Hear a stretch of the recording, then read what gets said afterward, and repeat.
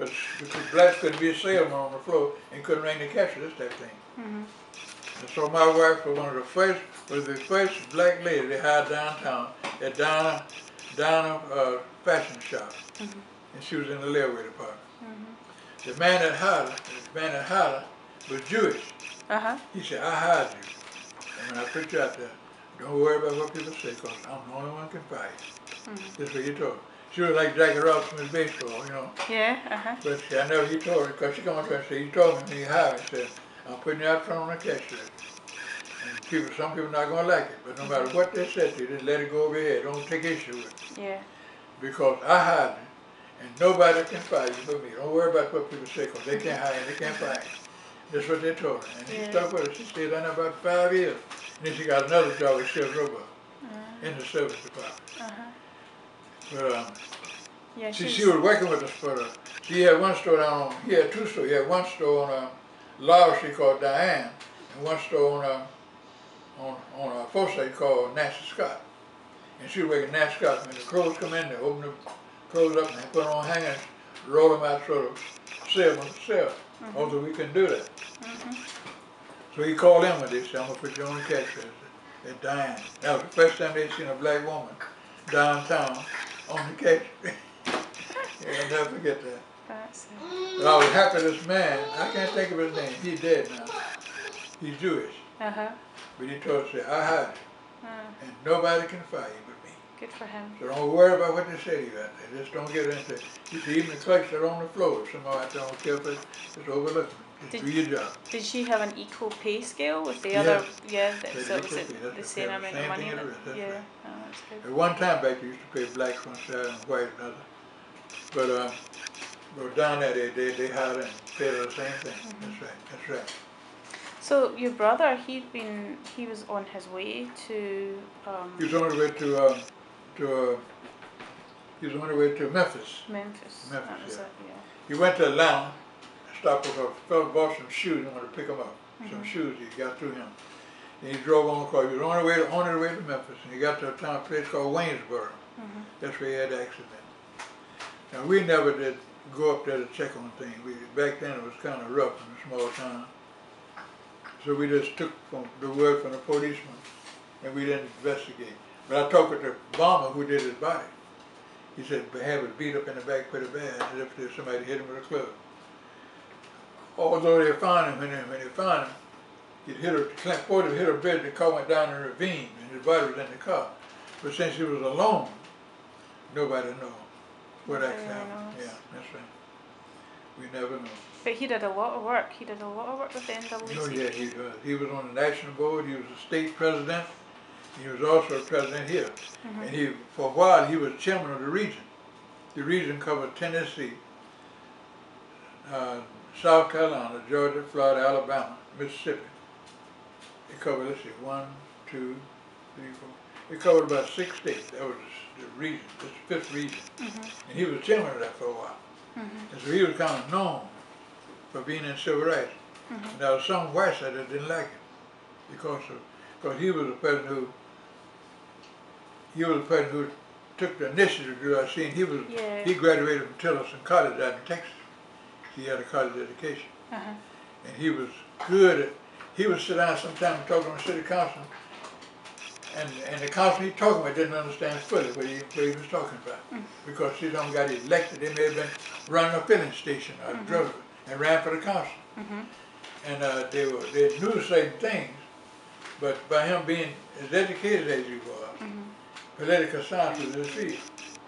And so he did a lot of things that was beyond our time. And that's why some people didn't like it. Did he ever receive death threats? Did the family ever receive any threats? They did receive some threats.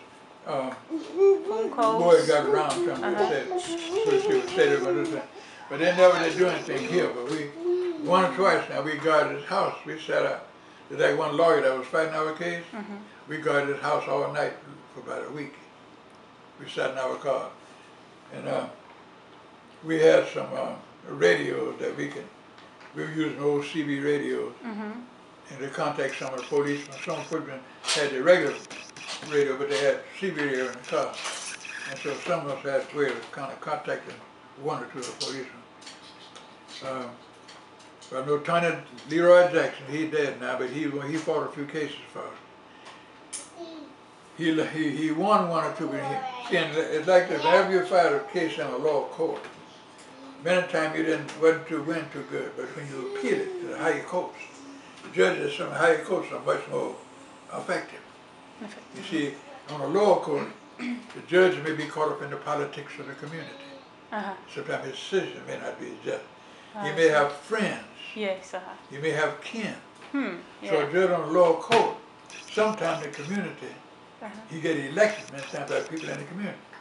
So sometimes a judge on the lower court is not as effective, and you lose your case. But you appeal it to the higher court. The higher court are men who have been selected and appointed, and they've been picked out.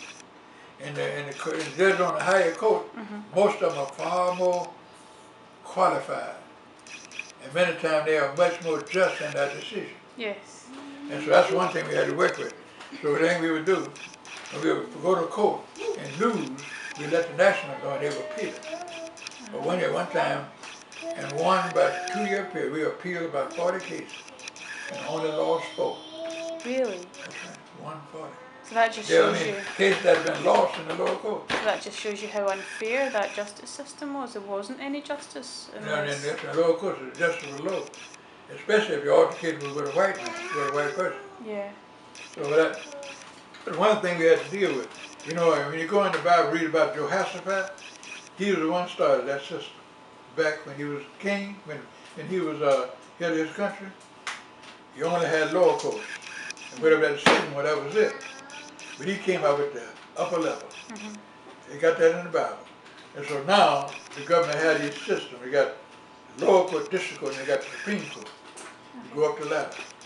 So sometimes the judge on the lower court may be a new lawyer.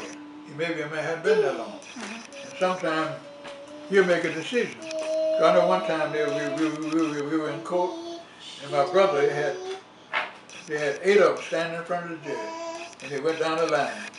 Each one had want to hear what you got to say. And they got to my brother.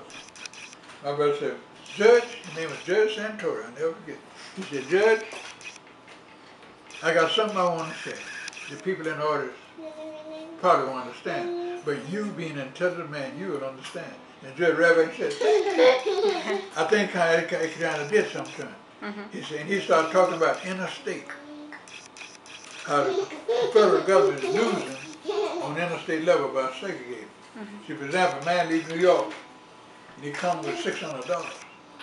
Coming out and get to Virginia, say you can't come in here. He doesn't spend it. He still got his money in his pocket. Get on to Miami, he still got half of that money. Whereas if the doors had been open, he'd let him spend all the way. He might have been broke when he got on there. See, the government get their tax out of it. And so when you're going to let him come in, he doesn't pay what he get, and the taxes not gotten out of his pocket that the government needs. So the government says, you segregate and discriminate and let them come in, you're knocking us out of our share of money on the interstate level. So when he was talking, he didn't go through all that. But he was talking to the judge about something that we're losing. And when they got into, the judge dropped the gavel, pap, dropped the gavel and said, "Case dismissed." And let him march out the court. I never forget, I was so surprised, I was down there with him. I mean, he dropped the gavel, let him go. This particular judge, he was a pretty good guy. But I never forget, the guy got to him, my brother said, "Judge, I got something I want to say." He said, "The people in the audience won't understand you, but you being an educated and well-educated man, you will understand, I believe." And he started talking. And he was good, because he could talk. Yeah. And he rumbled down there in line. When he got through, the judge dropped the gavel. Pop! Case dismissed in the old fuss. We said, "Thank the Lord." But like I say, those are the things we had to go through. Now, way back, when lynching was pretty bad. See, when I was a boy up to about 10 years old, lynching was still going on. See, when I was born that year, 40 folk were lynched in the South. When I was 10, in 1931, 18 were lynched that year. And the thing about it, 2 whites got lynched. The thing happened up in the Aiken, South Carolina.